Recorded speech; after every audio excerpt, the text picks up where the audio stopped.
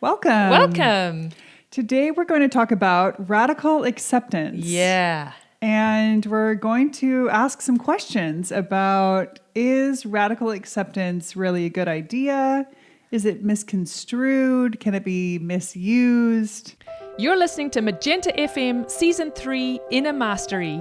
Follow along to learn why the highest leverage point in your life is through mastery of your own inner world. We will discuss topics such as the inner game of leadership, what it actually takes to make a meaningful contribution, and why that which is living within you actually appears around you. We want to see you achieve inner agency, outer discipline, and real capacity. So click subscribe and don't miss an episode. Yeah, let's just get into this. Yeah, it's a term that's been becoming more and more popular. The Buddhist teacher Tara Brach wrote a book titled Radical Acceptance many years, but it's still very popular today. And it's a term that we, hear used by people that we listen to and that we think are cool, like Tim Ferriss. Oh, yes. And Brene Brown. Yeah. And I think it's also used in certain psychological modalities. Like a tool. Yeah. We want to explore this term in relation to our work and our approach. One of the questions that comes up is there a contradiction between personal striving and radical acceptance? Yes. So we're going to look at radical acceptance, this term used in 3 different contexts today. The first one's going to be about accepting, sort of facing the facts, radically accepting what is reality. Right. The second is going to be about the context of the things that happen in our life and what comes to meet us. And then the third, which I think is the juiciest and trickiest area, which is accepting the parts of ourselves that are difficult to accept, or the parts of ourselves that we're working on, and how do we concurrently work on a part of us and radically accept it at the same time. Yeah, so just our inner life and how we see ourselves and that kind of thing. Yeah. Cool. Okay, so we're going to start with this broadest sense of radically accepting just reality and being honest with reality. And this is very essential to becoming our best selves, doing our work, being efficient in the world, being of service, is to be willing and able to face reality and accept it. Yes. Because we can't get anywhere if we are in denial or if we're disassociated, then we're really just stuck in that place. So we have to face the facts. Yes, which is a tall order for a couple of reasons. One, because everyone is struggling with misinformation and disinformation, and everyone's struggling with what is the truth. And we've been hearing lately that leaders of organizations are struggling with the fact that people have their own realities that they're operating out of. Yeah. And the realities aren't necessarily talking to each other or agreeing. Yeah. People are very siloed. Yes, in their ideologies and their beliefs. So a shared reality, this is a tall order. Yeah. And so what do we do about that? How do we find ground? Right. How do we find a basis for reality? And so radical acceptance becomes a minefield, in that context. How do we deal with that? But I think to find ground and find a greater reality is actually a part of anybody's path of healing. Like finding your way into your own idea of reality that you have constructed is actually not a healthy way for a human being to be. It's much healthier to work with reality, like the world is speaking to you about its reality. Yeah. Like you and I talk, and we're trying to listen to each other in I'm trying to walk in your shoes. What's your reality? So that I can have a better understanding of your reality and how you experience that. Right. And that helps inform me about having an expanded sense of reality that includes you instead of excludes you. Right, right. So empathy is a really helpful way of having experience of the reality. Right. We know each other so well, and we're so, deep in this work and honest about our Wounds. Wounds and challenges. Yes. That we can walk in each other's shoes and also know that some of our own perspective or some of the other person's perspective might not be reality because it's coming out of their so wound. often. Yes. Like I rely on you to help me because I have this tendency toward doubt. That's a really big one for me. Yeah. Well, fear is, all of them, but doubt is a particularly difficult one for me. And so I rely on your perspective because it helps me see that my what I was locked into might not actually be true. Right. But I'm open to that, right? Yeah. So in that situation, I practice being very present to your reality, to your truth, and sort of, holding it lightly in a way. Does that make sense? Or You do. You hold it lightly and you're like, that's not quite how I see it. Here's how I see it. Yeah. And you offer that. And I'm like, oh yeah, that's better than the way I'm holding it. And I think that's It what helps we me all see have it. to do. We Yeah. all need that. So that Yeah. way we don't get entrenched in these sort of delusional Right. perspectives that Yeah. are disconnected from the truth. But, nobody wants to rock the boat or... Right. You mean touch touch the hornet's nest or Yeah, something? exactly.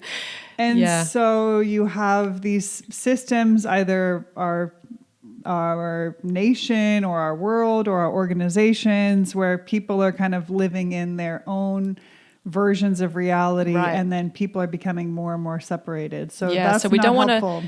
to radically accept our version of reality. That's going to create an egoistic little bubble, Yeah. which is very unhealthy. But we can face the facts of what are we thinking, what are we feeling, what are we doing, Yeah. and be honest with ourselves about that. Yeah, so a sober and compassionate and honest look at how we see things, and of course that is a tall order. It's really difficult. Like I have blind spots. I can't see where I'm blind. Like this is not possible. But it's a practice. Everything is always a practice when it comes to the inner life, because what we have to do is build capacity, it's not knowledge that sets you free. I mean, that's really part of it, but it's capacity that sets you free. For instance, I have these two, I call them power words that I'm working with at the moment. One is courage, because there's certain things that trigger me and I get afraid. And so when I bring this word like a sword, I'm like, courage. And it really helps me. And the other, with my doubt, where I tend to go in my feeling life and my doubt, is into apathy. Like I might go into a place of like, it's no use, because I doubt. You can see the connection between losing your will, right? And so my other power word is enthusiasm. It's like a sword, because enthusiasm warms the will so that you can move forward, even though you're afraid, even though you're full of doubt about whether it's going to work or not. But if you have enthusiasm, you can proceed. It's not a way to hide from the truth, but rather it's a way to face what is really here. Building these capacities of witnessing ourselves and of courage and enthusiasm, as you're saying, are all really necessary to grow stronger and stronger in that ability to face the truth. And accept it. Yes. Without feeling annihilated, without feeling shame. Because that's the capacity piece. Like we don't want to face the truth because we're not ready for it. And that's completely understandable. I'm the first one to admit that this is a constant process for me in my life. As much as I might appear to know, this is a constant process of discovering where I've been blind for the last 50 years. Okay, so let's take a quick break, and then we're going to come back and jump into the second context that we'll talk about today. All right. Hello, thank you for watching or listening to today's episode of Magenta FM. We want to take a moment and tell you that we have a lot of useful resources for you on our website at magenta.fm. So, All right, welcome back. So the second point we want to discuss is the radical acceptance of circumstances in your life that you cannot change. And actually, Tara Brach, how do you say her last name? Tara Brach. Brach, okay. Yeah. Defines radical acceptance as the willingness to experience whatever life brings us with an open heart. Well, I like that. That sounds really good. Yeah, there's a lot of truth here. Yeah. Well, let's maybe just expand on that a little bit. Accepting the past that we can't change with an open heart. That takes a lot of, that's like a destination that we're working toward, in a lot of our healing journey and our healing work. Yeah, but you can change the past. You can change the past because you can change your beliefs and your attitudes and how you feel about what the circumstances. So you actually have a lot more power in that regard. Right. So I think it's moving from whatever feelings you're currently holding about the past to a radical acceptance of the past, which is, the feeling of when you hear that phrase, there's such a sense of calm and of compassion and peace relief around it. Yeah. Yeah, but it's either the end goal or it's a step along the way, and I can't quite decide which. But let's just say loss in your life. And it might be the loss of a loved one, or it might be some other kind of loss, like the loss of a career, which, is how I experienced a lot of loss in my past. And one of the ways that I internalized that loss was my perspective about myself, at that time. And a lot of the work that I have had to do is around how I perceived, my perspective on what happened, why, and what kind of a person I am as a result, right? And so that's what I mean by going back in time and healing your younger self going through that. There's this time travel healing process you can really go through, right? Yeah. But there's also this element of acceptance of my destiny in that, that so often our life path has webs or threads of wisdom that is really super conscious. There's a wisdom at play that we don't yet understand, but there's wisdom there. By wisdom, I don't mean, I mean a super conscious, angelic, thread process that you participated in before you were born. You came here, and this is a part of the life that you were ready to take on. Yes. Yeah. So there's something about radical acceptance as being a part of that, but it's a tool. Yeah. Yeah. And then if you think about loss of a loved one, I mean, to come to acceptance, you go through all of these stages of grief. and those are necessary. We shouldn't just jump to, peaceful. We shouldn't tell people to jump to peaceful acceptance. Right. You just have to accept loss of a loved one. Right. You need to go through these various processes, but I know in my own experience that part of the radical acceptance comes through a shifting experience or understanding of the relationship with the people who have passed on. And so what may initially, at the initial, sudden loss of somebody, can feel or can be perceived as this, tearing apart and this sort of shocking void of this person in your life, can actually be completely transformed to a sense of relationship with this person and connection with this person in a different form, completely in a different form. way. Yeah. So much of this is really dependent on our worldview and our worldview of destiny, as you were saying, or our worldview of what happens to our loved ones after they die. Exactly. What's your worldview about that? Yeah.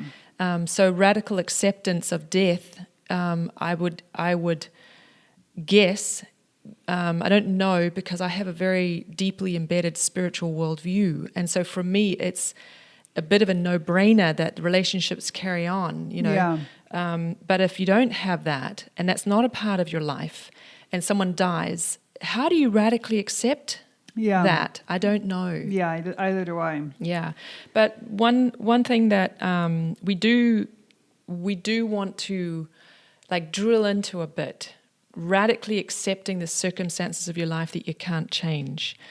Again, this comes down to you have more power than you know. To fundamentally change your perspective, the conclusions that you've drawn, the beliefs that you hold about what happened to you or what is happening to you, but also to actually change the circumstances themselves, Right. based upon, observing how you're thinking about your life, how you're thinking about and what you're assuming about the circumstances of your life, how you feel about all of that, and then what you're doing, and then many, many, many tiny little decisions that you're making, and the strategies that you're employing that are getting you exactly where you are, and that there's more power than you realize that you can bring to life in all those three areas, just in your inner life, that can have massive impact over time, not only on your life in the present, but also in the future, but also in the past. Yeah. So, for instance, take like your job or your career. If you are experiencing a certain pattern in your career realm, maybe that's a series of lost opportunities or a series of job losses, to just stop at the idea of, well, this is just what's happening to me and I just need to accept it. And, just keep going and go find a new job. And you're not actually being honest and facing the facts of what are you doing? What are you thinking? What are you feeling? How are you contributing to these dynamics in your life? Yeah, it's almost like we shouldn't really think about radical acceptance in this particular realm, because we're not necessarily doing ourselves a favor. Because here's another thing I want to, again, this is to the thing I was saying earlier. I get to observe on a regular basis different ways that people show up in a particular work area of life, right? I observe in myself and I observe in them a kind of inner attitude about the work that they have to get done. And I get to observe over time how that inner attitude is impacting them, how it impacts their life energy, like how much like strength do they have in their body according to the level of enthusiasm they have for the work. And I get to observe how some things are really, really challenging, and it has nothing to do with their physical capability, but it has everything to do with how they feel about it. And so if you radically accept that you are upset about the fact that you have to show up and do this job, how does that make sense? Yeah. Like, help me understand how that makes sense. See, the thing is, you may not be able to change your outer circumstances. Let's say you're in a stuck situation, like you have a job you hate, you can't leave it, you've got to go, there's no way out but through whatever that checkmate in your life, whatever that stalemate might be. Yeah. Now, there might be some radical acceptance of that setup, but understand that that setup was a part of your own making. And the thing is, it's there to teach you something. This is the world mirroring back to you something. And what is the world trying to show you about where there's a stalemate in your attitude, where there's a stalemate in what you believe, how you understand the way things are. And so often these things are related to how we were raised, in our family. And you can often see like harmonics of a particular belief or worldview. Harmonic as in they are very much related. They're just a little different because we're unique. But they're very much related to what we absorbed as children. Yeah. And so then the last thing we want to talk about on this, radical acceptance of what comes to meet us is that it's not healthy to accept abuse or toxic behaviors toward you. Right. That's not a healthy response. Right. So how do we relate radical acceptance with good boundaries? Yes. So this relationship between these two is really important to think. We must create healthy boundaries for ourselves and put ourselves in the situations that are safe for ourselves. Right. And So it's a radical non-acceptance. well, in a way, and then from that safe distance and that safe place, then we can have a compassion and an understanding for the other person's, messy dysfunction Right. and whatever the source of that may be. And it doesn't Right. mean about a radical acceptance of those behaviors, but it's knowing that person has a higher self, and that Right. higher self might be completely clouded by their shadow, by their wound, by their narcissism, by their Right. aggression, Right. by, By the whatever it borderline. may Yeah. be. Yeah. But we can have compassion from them, but that doesn't necessarily mean that we are, putting ourselves into a situation that's unsafe for ourselves. Yes, I think that's really important. And, you and I are moving back into the relationship space a little bit, because there's so much there in terms of the space between us, not you and me specifically, but in relationships and As a topic. Yes, Yeah. and boundaries. How do we set up healthy boundaries? And Right. how do we, what are the inner conditions that we need to create in order to be able to do that? Yes. And how do we set boundaries in a way that is not, we're not using it as ammunition? Yes, that's right. Like, this is my boundary, no. and we're not Yeah. weaponizing it. Exactly. No, that we're not into that. That's not Yeah, what we. not at all. Yeah. So then we've got the third and final area. What is that? Yeah. So this is the radical acceptance of these parts of ourselves that are really difficult to accept. Yes. And we could, describe them as weak or wounded or even ugly. I don't know if that's radical acceptance. But it feels like honest. Yeah, it does. These really difficult parts of ourselves. You could also call them the shadow. Right. We do call them the shadow. Yeah. So how do we practice, accepting ourselves and these experiences that we have, that we all have? We all have a shadow. We all have these parts of ourselves that we must work with in this life, without letting that part of us run the show. Yeah. Right? Because doing our inner work and striving for inner mastery, which is something that we do, means that we are not wanting to let these wounded parts take over. Yeah. There's three sort of categories that we could put this in, and these are three categories that we work with a lot. So you're probably familiar with them, but just fear, doubt, and hatred. These are areas where we can become really overwhelmed and succumb to them, you could say. The fearful parts of ourselves can take over, and then we are just overwhelmed with fear, and that's what is dictating our thinking, our feeling, our behaviors. Yeah. Also with anxiety. Anxiety is fear, but also stress. Stress is fear. Yeah. And so you can obviously, recognize fear showing up when you're stressed. And who isn't stressed these days? Yeah. We're all pretty stressed. And so the idea here is that these places where we're wounded and struggling, they can be categorized in these three ways that we experience them: fear or doubt. Hatred is a strong word, but it really means, wherever we're self-critical, wherever we're disdainful of others or irritated at others. Irritation is kind of a disdain. That all of these fit into the category, or anger as well, rage. Yeah. Or anger at the world. Yes, this all fits in that category of hatred. Yeah.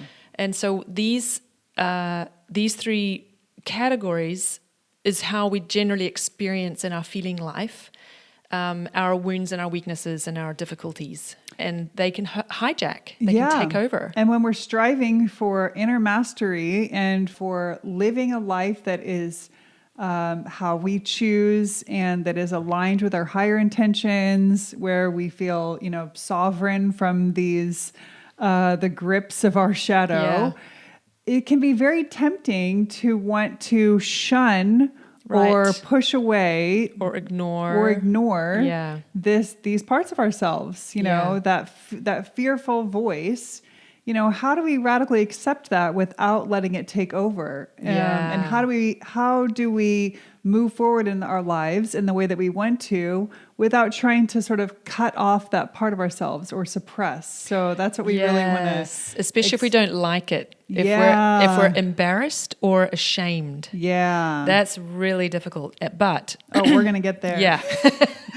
We've got some stories to share. Yeah. Okay. So fear. So one example, everybody has the experience of fear. Mm-hmm. This is, a universal. So how do we work with this part of ourselves that is fearful without living in fear? Mm-hmm. And that is can be such a conundrum. So one story that I wanted to share where I was really working and kind of wrestling with this was in an early leadership position in my life where I was doing documentary film work. And my first really big project that got some funding, and it was my second film, like full-length film, but it was the first one that I really had funding. And I hired an editor to help me edit this piece. And documentaries are, the editing process is very, very laborious. And, the editing process is as much the filmmaking process as the filming is. Mm-hmm. So unlike if you're just filming like a fictional narrative thing where it's like, okay, then cut, then this scene, and there's a script, and you hand it to an editor and they edit it. A documentary, you're taking like hours and hours and hours and hours of footage and transcripts and everything, and you're piecing it all together into a narrative arc and telling a story, and it's really complicated.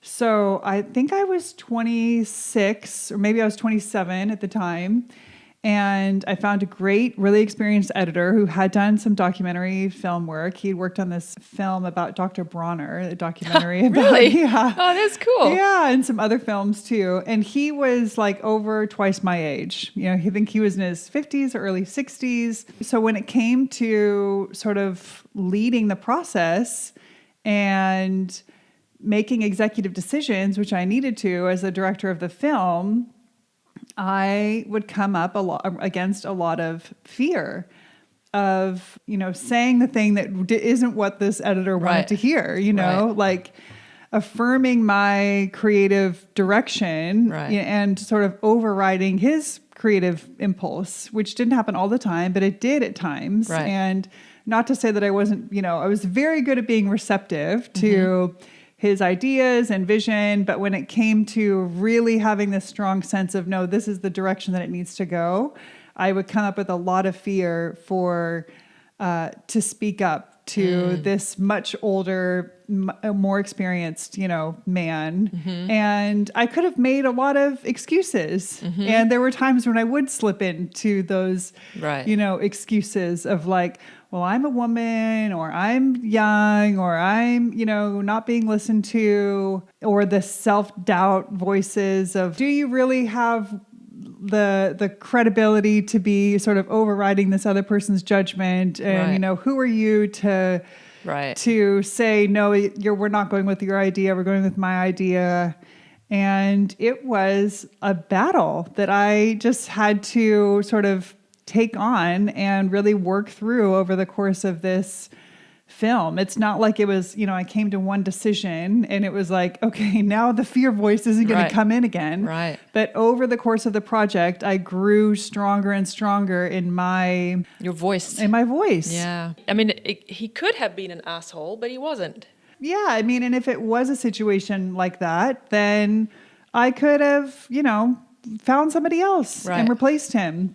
But he worked well with you.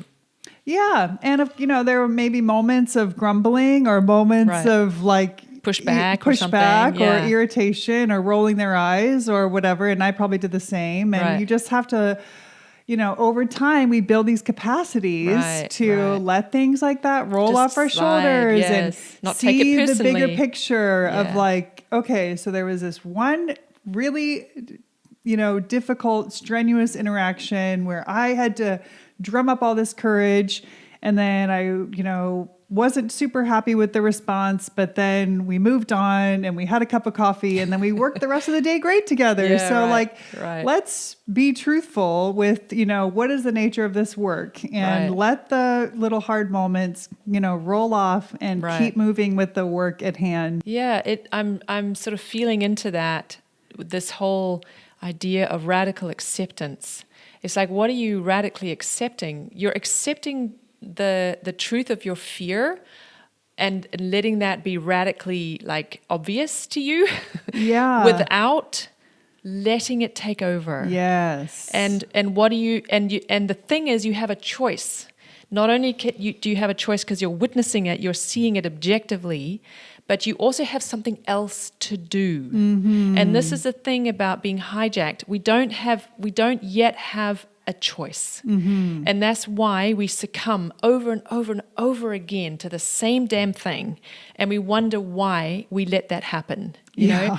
And it's because the strength of the shadow has that kind of power over you until you have the way that we call it in Magenta is the turning of the soul. Mm-hmm. That moment when, and this is what you're describing, you were doing battle with your fear, but you knew you had an imagination, an inner picture of what to do instead of succumbing to the fear. Yes. And then you just take one step at a One time. step at a time. But this is, so the radical acceptance is the picture that we're trying to give is, it doesn't mean that you have to just accept it. Yes. It means that you have to accept the truth.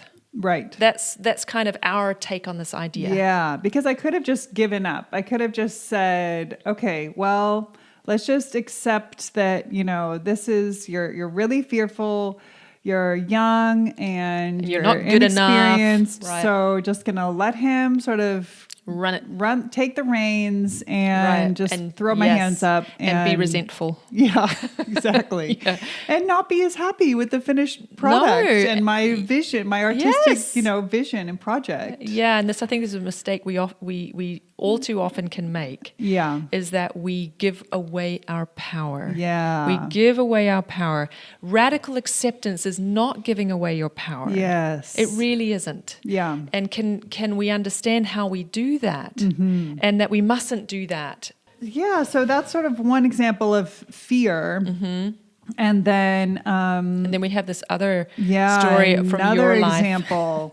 This is really juicy. It is juicy. And it really ties into what you were talking about shame, is that if we have shame or embarrassment of a certain part of ourselves, then that impulse to cut that part off is so strong. Yeah. But then what happens is that if we're not able to accept it, then I think it actually has more likelihood of being able to sort of hijack and take over. So one area for me around this is jealousy.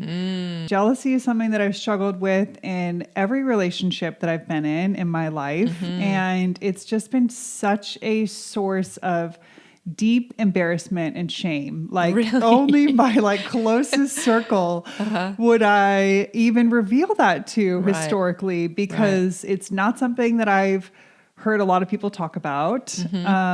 And, in my mind, it's probably because I have this shame about it, that there's a story that this is this, really shameful.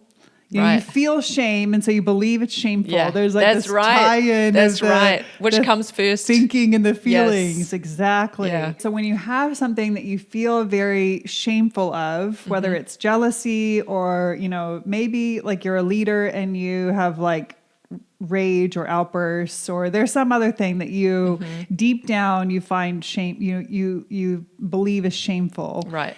It also makes it very difficult to to face the facts, going back to what we were talking about earlier, to Right. just accept like what is actually going on here. Right. And to Right. take responsibility. And Right. so with jealousy, am very capable of doing all kinds of, mental gymnastics Yeah. and clever, argumentation Right. to point out why this is not about me and my thoughts or feelings or wounds or jealousy. This is about like this behavior that you did or this thing that was inappropriate or, this circumstance, which is, not like it's about the other person. Right. And I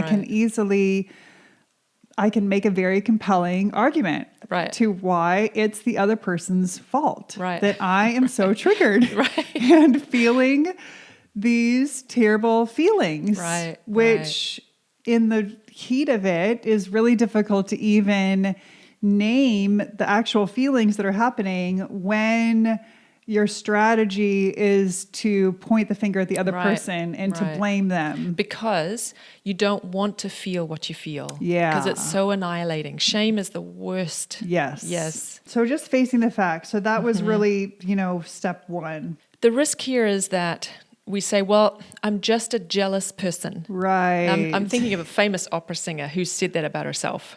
Oh. She's like, I'm just a very jealous person. She's Russian and very passionate. And both she and her husband really struggled. They had a very passionate, very public, relationship. And then they split up. And she said about it publicly, at least, it's because they're both very jealous people, right? So they didn't feel any shame about being jealous at all. They didn't mind, they maybe even identified with that to a certain degree.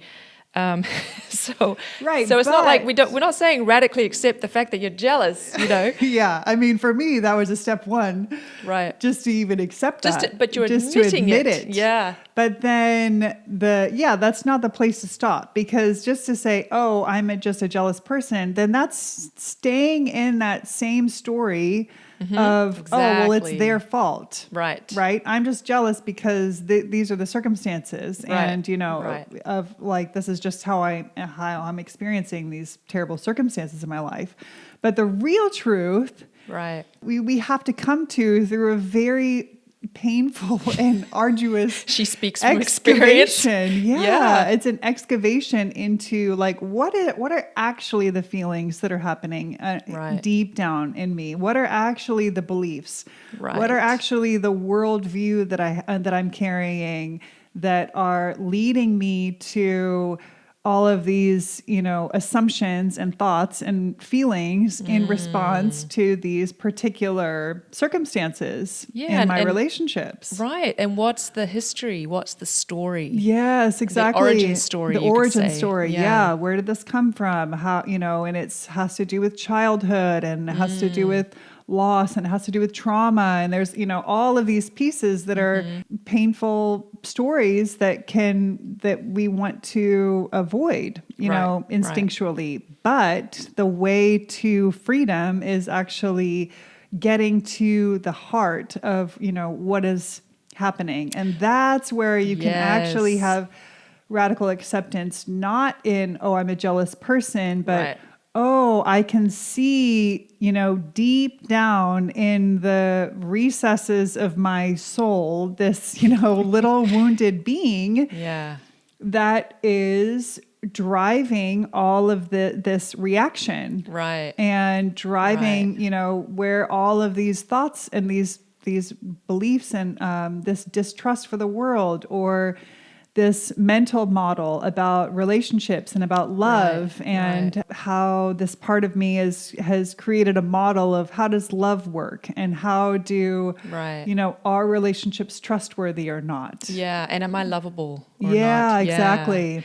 And insecurity, the self-criticism and the comparing to somebody else. Yeah. Yeah. And that's those stories. Yes. You're reminding me of what we were talking about before we started recording. This work that we're bringing, yes, we're using the intellect, the power of the intellect. By golly, over eons of evolution of consciousness, we have forged this intellect. Let's use it, this analytical mind. This Right. is very important, but we can't stop there, right? Because we have to also include our heart and our feelings, and also we have to include how we behave.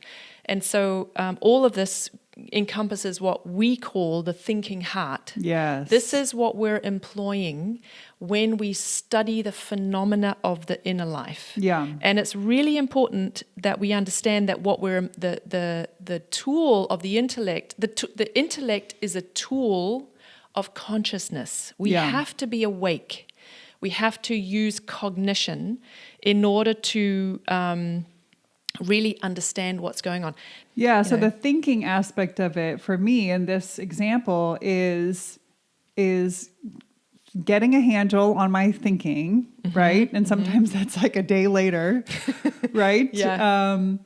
To be really rigorously honest about, okay, what is this, tracing the thoughts and tracing like, okay, is this really grounded in reality? It's kind of like what we were saying at the beginning of the episode. It's holding it very lightly. Right. So right.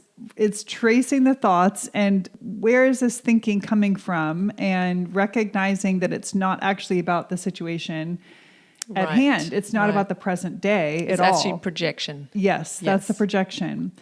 And then also naming and sort of studying all of the feelings that are coming up, and then naming and exploring all of the behaviors and the reactions and the impulse and the assumptions And the strategies. Yes, Yeah. exactly. So really holding all of that with this clear thinking, I start to get a picture of the origin story, the source of what this strategy is all about. What is Right, this? right. What's Jealousy is a strategy. It is a strategy. Yes. Yeah. And with that clear picture and that free thinking, so it's a kind of thinking where I'm not compelled by my jealousy or compelled Right. by my, impulses. Right. I can start to hold this part of myself in my, in my imagination and in my heart with a lot of compassion and a lot of understanding and empathy, and sort of, wrapping my arms around this part. And even over time, I've really formed like very clear imaginative pictures that have been really helpful. Like there's this kind of like wounded animal response, Right. that's like when that part is triggered, it's like this wounded animal that wants to just push everything away and doesn't trust, anything that's going to come along to offer help or offer partnership or support or companionship. And so having these pictures, it's understanding it, but not in a sort of heady analytical, Right. like, okay, well, this I can trace back to this childhood trauma and this event, and now I grasp it. I can control it. Yeah, like this. exactly. Yeah. It's not like that. No. It's a very heartfelt understanding, Yeah. but still coming from a sense of understanding. Yes, and we call that naming the wound, giving the wound its true name. Yeah. It's an act of real love and compassion to do that work. Okay, so there's two aspects that we can speak to about the healing processes when it comes to how wounds show up in us that are related to childhood, which most of them are, frankly. So I think a more conventional approach is to go back and go back and go back into the past and look for the original wound. And once you find it, it heals. But the truth of the matter is that should not come necessarily first. That, in my experience, comes down the line. Yeah. Really what needs to happen is that we focus in the present, Right. especially if we're dealing with traumatic experience. It can be too dysregulating. It can be there's too much dissociation that you're risking when you, Because right? the present can show you what is still alive. Yes, What's still exactly. here. That's what are where the thoughts that are the still symptoms alive? are. What are the Yes. feelings that are still alive? Yeah. And it's seeing those and witnessing those from a place that is not overwhelmed with them, or Yeah. Right. there's a distance. That's why Yeah. that's why we have this anatomical distinction between the higher self and the shadow, because we have to see and witness these parts of ourselves for them to ultimately become, transformed and redeemed from, this little wounded animal that doesn't want anything to, touch it or come close to it, to being healed and actually allowing intimacy and partnership and close relationships and trust. Yeah. There is immense healing in this accepting of that part. Right. I've worked with this challenge for so long, and that I've developed quite a muscle of witness that I can see when I'm kind of teetering, where like the temptation to get sort of sucked into those stories is really great. That in that space, if I start giving voice to that like wounded part, then it will just like take over. Yeah. So this is, it's like it hooks me. Yes. And this is important distinction, because for most of us, we are not going to be so aware of when we're free of it, and then when it takes over, the hijack. Yeah. And we are completely identified with that wounded part in us. Yeah. And so the work is to begin to create some separation, some space between. Yeah. Getting that crowbar in. And the crowbar is our witnessing, is our consciousness, is bringing our day awake, normal consciousness, witnessing the fact that we are not our wound. Yes. And how to see the wound for what it is. Yeah. And the way we find it is through the triggers and through the feelings and through the observation and also through our behaviors. We can, those are all places where they show up. So we hope you can see that radical acceptance, you really have to wield this tool with some care. Yes. It's so important that that you trust yourself, that you have faith in yourself when you are struggling, when you're in pain, when you're struggling with feelings of doubt and shame and fear and self-criticism, self-hatred, that you find a way to go, I trust myself. I know I'm a good person. I know that I am here for a reason, and that I have a purpose, and that there's an unseen world that cares about me, that there are people in the world who care about me and who do have faith and trust in me. Yeah. And that all the voices that tell me otherwise, they are telling lies. Right. Right? Right. So being able to have that so knowing that the work of separating out from your wound does take practice, and it takes a muscle. It's like going to the gym. You don't expect yourself to be super fit before you even walk in the door. Yeah. Even though we'd all like that, of course. But it's a little unrealistic. And it's the same with this work. Just know that the witness is this ability to objectively see without any judgment. Yeah. It just takes work. That's all. It just takes work. Yeah. And that's what you've done. And that's why you're able to now identify when you're about to be hijacked. And you have a sense of what you need to do to prevent that from taking over. Yes. And to forgive yourself when it does. Yeah, exactly. Yeah. And so I hope that you can, take these examples and use them in what areas of, your lives that you struggle with our fear and our doubt and our hatred, because these are things that we all carry, that we are all dealing with, overcome. Struggling with. So to recap today's episode, we started by talking about the kind of broadest sense of radical acceptance, which is just accepting what is and being honest with ourselves about reality and how important that is to not be in delusion, or to be in avoidance or lying to ourselves, or, disassociating, that we have to face the facts of reality to really do anything and get anywhere. Basically. And then we talked about the radical acceptance of circumstances in your life.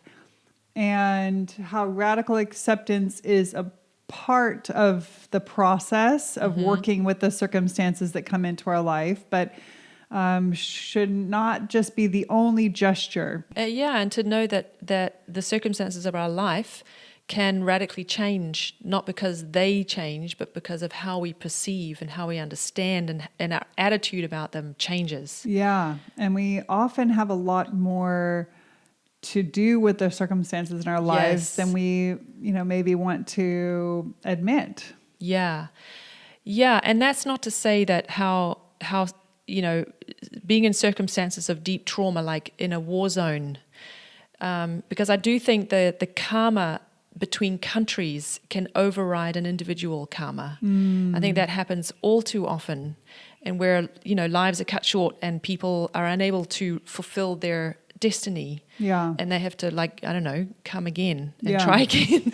And that's beyond the scope of this conversation. But just to say, given those extreme examples, how we internalize our life experiences, that's where we have power. Yes. And that's what we're really wanting to bring today Yeah. is, yes, radical acceptance, and where do we still find agency? Yes. Where do we still take our power back? And Yes. how do we hold this personal striving and radical acceptance? And Yes. where do we find the right places for these gestures? Yes, and what keeps coming up for me is that radical acceptance as an expression of a spiritual love for yourself. Yeah. Not an egotistical love, but the way that the gods see you. There's no judgment. There's only love and sacrifice made on your behalf. So faith and trust in yourself. Yeah. Because you are a beautiful spiritual being. That's the kind of, and that doesn't exclude the hard work that's in front of you to Yeah. do, Yeah. that kind of radical acceptance. And then lastly, we talked about accepting the difficult parts of ourselves, the weaknesses, the wounds, the shadow, and how can we use acceptance and compassion and understanding as a tool in our work for redeeming and healing and transforming these parts of ourselves, so that we're not cutting those parts off or suppressing. Right. And we're also striving for our freedom and for our highest intention, and for Right. not wanting to live a life driven by these wounds and Right. driven by these weaknesses where they sort of overwhelm us and run the show. We gave some examples about that. Yeah. Cool. I think we're done. We're complete. Okay, well, sign up for our email list. Yes. And stay in touch. And subscribe to this channel. Yeah. Hit subscribe. Magenta.fm is the email list. Click subscribe, and we will talk to you again soon. Okay. Thanks for listening.